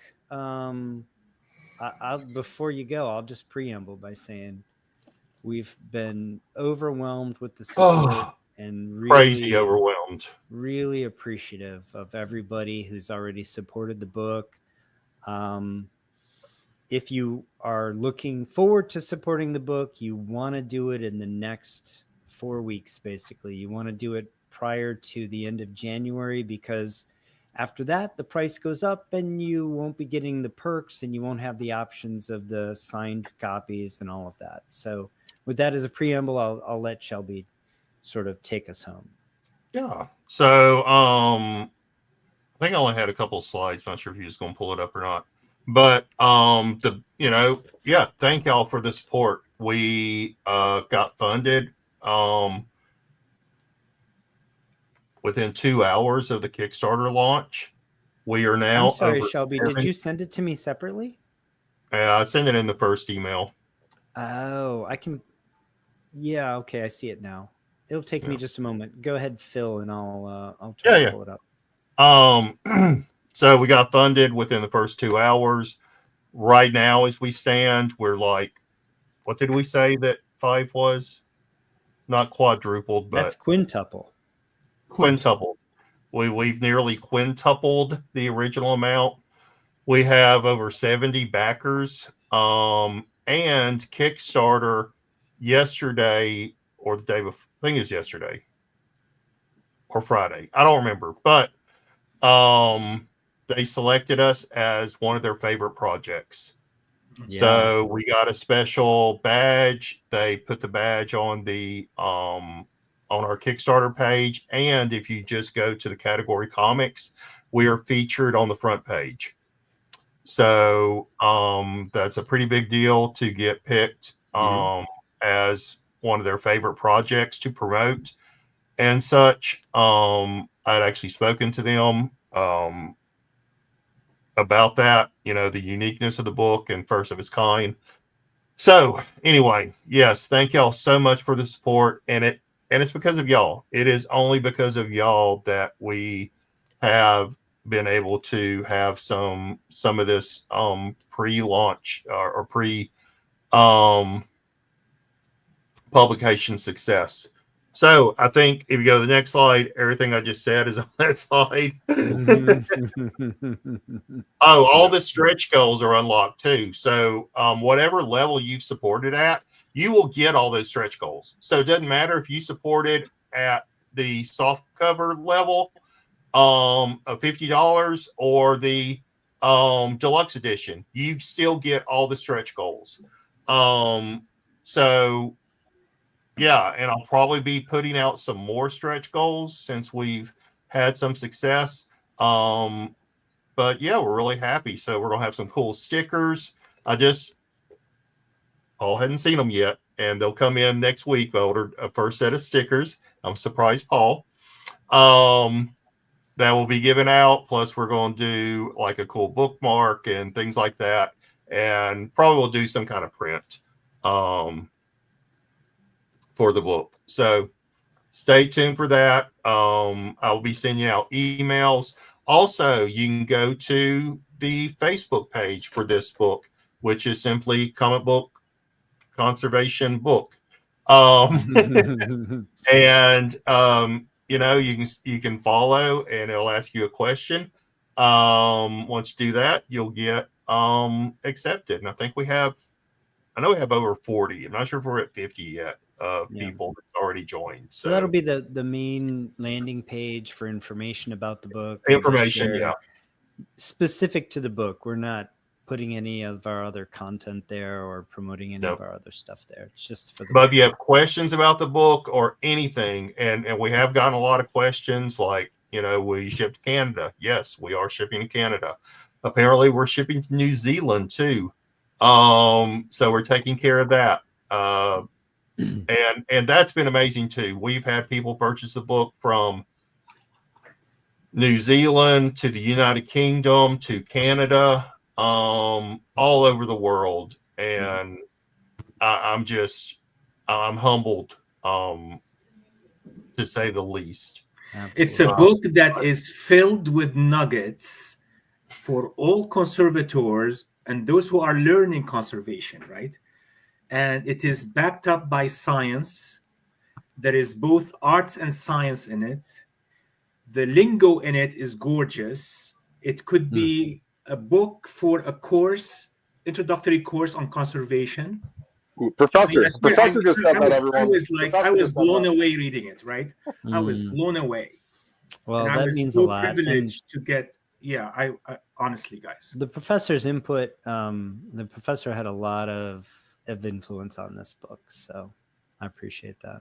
Well, thank you for the few areas certainly, but I would say overall it's like so that's it amazing. Right? Yeah. What album do you recommend we put on while reading it? Oh, check this out, what I found.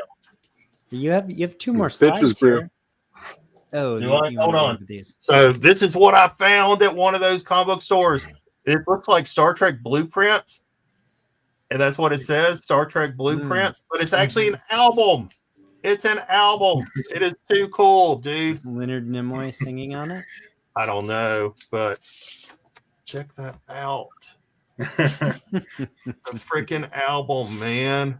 All right, we're coming up on 2 hours, so I think we may save that for the next one, shall we? But you have two more slides. Oh, okay, this is just reminding people what the rewards and stuff are. So, you get digital copies, you get exclusive art, a lot of the art from the book, but then I did a lot of art that I just did not use. when it comes out on Amazon, it'll be 60 and 80, but if you do it through the Kickstarter, you'll get all the exclusives plus a $10 discount. So that is a dealio, and you've got about 30 days left. So no rush, but limited or optionally are you can available. get it for the Amazon price now, but with signatures. So that's another option. And look at this cool box I found too.